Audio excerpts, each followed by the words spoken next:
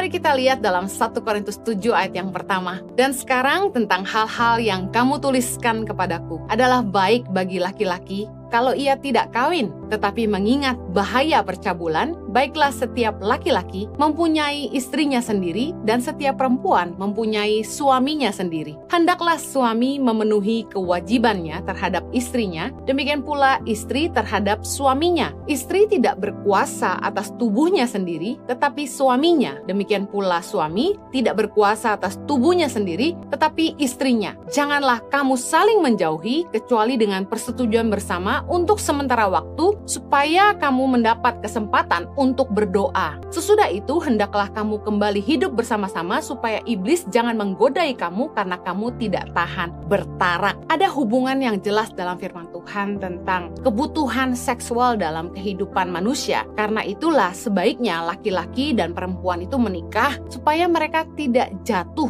dalam dosa percabulan. Bahkan di dalam pernikahan, Rasul Paulus menghimbau supaya di dalam pernikahan suami istri nggak saling menjauhi, karena ternyata seks merupakan kebutuhan. Dan ketika kebutuhan itu tidak terpenuhi, iblis dapat menggodai kita. Nah, bagi Anda yang sudah menikah, saya berdoa firman Tuhan ini bisa jadi pengingat, pelajaran yang berharga, dan mengingatkan kita akan kebenaran firman Tuhan. Kita tahu bahwa sekalipun kita sudah jadi pengikut Kristus, orang percaya, anak Tuhan, kita nggak kebal sama dosa. Nah, seharusnya sebagai orang percaya yang lahir baru, kita yang sudah dimerdekakan dari dosa, kita juga menjauhi yang namanya percabulan. Ada bahaya perselingkuhan dalam pernikahan orang Kristen, karena orang Kristen nggak kebal sama dosa. Kolose 3 dengan judul perikop manusia baru ayat yang kelima bilang gini, karena itu matikanlah dalam dirimu segala sesuatu yang duniawi, yaitu percabulan, kenajisan, hawa nafsu, nafsu jahat, dan juga keserakahan yang sama dengan penyembahan berhala. Semuanya itu mendatangkan murka Allah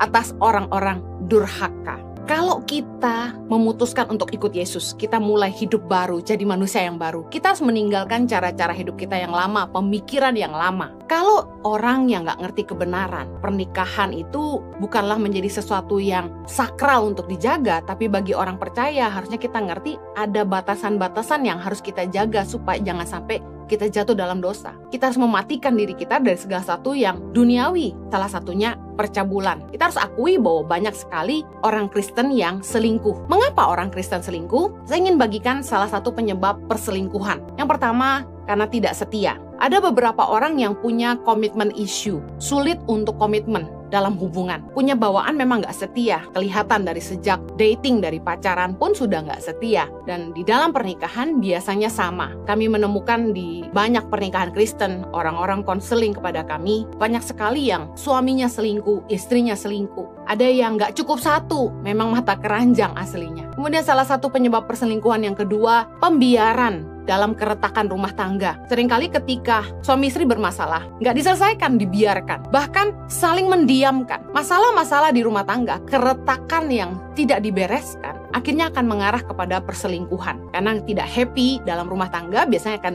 cari kebahagiaan di tempat lain. Kemudian salah satu penyebab perselingkuhan adalah kekecewaan yang terpendam. Efesus 4 ayat 26 bilang gini, apabila kamu menjadi marah, janganlah kamu berbuat dosa. Janganlah matahari terbenam sebelum padam amarahmu. Dan janganlah beri kesempatan kepada iblis. Amarah yang dipendam akan menjadi kesempatan buat iblis masuk dalam hidup kita, merusak rumah tangga kita. Karena itulah kita tidak boleh simpan kemarahan, termasuk kekecewaan. Beberapa hubungan yang sebenarnya membuat kita tidak bahagia dalam rumah tangga, kita kecewa sama pasangan kita, tapi kita pendam. Pembiaran dan kekecewaan yang terpendam akhirnya membuat keintiman hilang dan kemudian menjadi akar perselingkuhan. Banyak rumah tangga yang gak bahagia, lalu mereka membiarkan dan akhirnya berakhir dengan perselingkuhan, dan kita bisa tebak akhirnya perceraian.